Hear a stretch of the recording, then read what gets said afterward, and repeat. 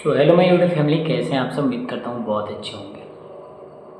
आज के वीडियो के अंदर डिस्कस करने वाले हैं जो फार्मेसी कोर्स होता है, चाहे वो डी फार्मा हो गया, बी फार्मा हो गया, एम फार्मा हो गया, करने के इनके फ़ायदे क्या हैं, एलिजिबिलिटी क्या है, किस कॉलेज से या फिर किस यूनिवर्सिटी से करना चाहिए और कब कर सकते हैं। ठीक, सारी चीज़ें डिस्कस करने वाले इस वीडियो में। आप लोगों से एक चीज़ बताना चाहता हूँ, अगर मेरा कंटेंट अगर आप लोगों को सही लग रहा है तो आप लोग प्लीज़ चैनल को सब्सक्राइब कर लो। सब्सक्राइब करने के बाद बेल नोटिफिकेशन को ऑल पे प्रेस कर दो। मैंने आपको ये यकीन दिलाया है कि डे टू डे मैं आपको ऐसे कंटेंट प्रोवाइड करवाऊँगा जिससे आप लोगों को फ़ायदा ही है, और वो भी फ्री ऑफ कॉस्ट।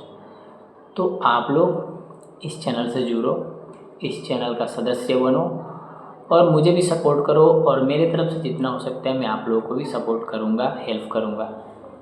सबसे पहले बात करते हैं फार्मेसी में कौन कौन से कोर्सेज आते हैं। तो फार्मेसी में मेनली 3 कोर्सेज आते हैं। एक हो गया अपना जो डिप्लोमा बेस पे आता है, डी फार्मा। दूसरा हो गया बैचलर ऑफ फार्मेसी, यानी कि जो बैचलर वाला आता है, डिग्री वाला कोर्स है वो। और थर्ड नंबर पे आता है M pharma, master of pharmacy. सबसे पहले बात करते हैं डी फार्मा कौन कर सकता है। तो अगर आप लोग 12th पास आउट हो, चाहे किसी भी बोर्ड से, बिहार बोर्ड से, यूपी बोर्ड से, झारखंड बोर्ड से, या फिर सीबीएसई बोर्ड से, किसी भी बोर्ड से अगर आप लोग पास हो, 12th में आपका जो स्ट्रीम है वो साइंस रहना चाहिए। साइंस में चाहे आप लोग बायो से हो या फिर मैथ से हो, कोई दिक्कत नहीं है, दोनों स्टूडेंट एलिजिबल हैं। मिनिमम जो मार्क्स होते हैं वो आपका समथिंग 45% या 50% रहना चाहिए। ठीक, दूसरे नंबर पे बात करते हैं अपने वो क्या बोलते हैं, बैचलर ऑफ फार्मेसी कोर्स के। तो इसके लिए भी क्राइटेरिया सेम ही है, आप लोग 12th पास आउट होने चाहिए, चाहे किसी भी बोर्ड से हो, स्ट्रीम आपका साइंस रहना चाहिए। साइंस में मेनली आपका सब्जेक्ट मैथ हो या बायो हो, कोई दिक्कत नहीं है, मैथ वाले भी कर सकते हैं, बायो वाले भी कर सकते हैं, तो मैथ वालों के लिए एक प्लस पॉइंट है। अब एम फार्मा की बात करते हैं, तो जो एम फार्मा है, एम फार्मा जो बी फार्मा कर चुका हो, यानी कि बैचलर ऑफ फार्मेसी कर चुका है, वही मास्टर ऑफ फार्मेसी कर सकते हैं, यानी कि एम फार्मा। ड्यूरेशन की बात करते हैं तो डी फार्मा की जो ड्यूरेशन होती है वो 2 साल की होती है, बी फार्मा की 4 साल की, एम फार्मा की 2 साल की। ठीक, ये हो गया ड्यूरेशन। अब बात करते हैं आप लोग मतलब कि एडमिशन कैसे ले सकते हो इन तीनों कोर्स में।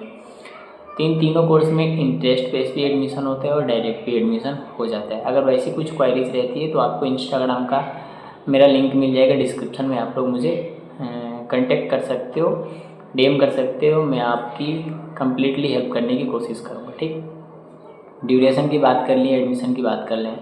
फ़ी की बात करते हैं तो मेनली जो डी फार्मा की फ़ीस होती है ज़्यादातर कॉलेजों में 50,000 60,000 पर ईयर के हिसाब से, 40,000 45,000 के पर ईयर के हिसाब से रहती है, बढ़ती जाती है, कॉलेज पे और यूनिवर्सिटी पे डिपेंड करता है। ठीक, बी फार्मा की माने तो वही आपका 50,000 60,000 पर ईयर, 70,000 पर ईयर रहता है। और एम फार्मा की बात करें तो वही आपका मेनली इसका जो फीस है वही 50 60 70 80 के आसपास, मतलब ये 10-15 का वो रहता है।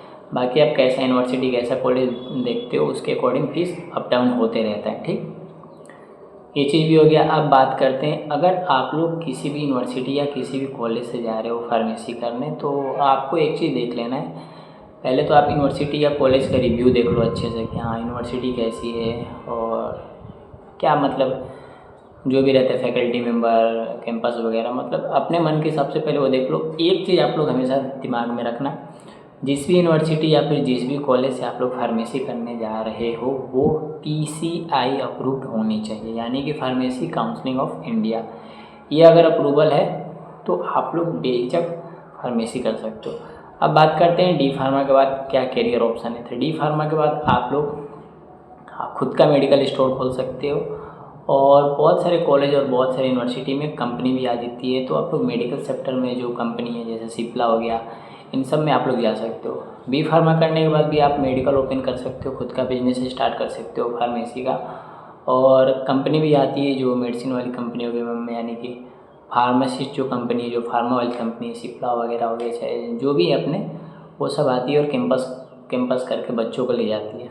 ठीक, मास्टर फार्मेसी करने का वही है कि आप मास्टरी कर लेते हो, सेम करियर ऑप्शन रहता है, उसमें थोड़ी और ग्रोथ रहती है, तो ये सब चीज़ें रहता है। बाकी अगर और भी कोई क्वायरीज रह गई है या फिर कुछ लगता है आपको पूछना चाहिए, कुछ मैंने वीडियो में छोड़ दिया है, तो आप लोग मुझे कमेंट सेक्शन के थ्रू पूछ सकते हो, या फिर डिस्क्रिप्शन में जाओ, मेरे इंस्टाग्राम आईडी का लिंक मिलेगा, आप मुझे वहाँ पर डीएम कर सकते हो। उम्मीद करता हूँ वीडियो आप लोगों को बहुत अच्छा लगा।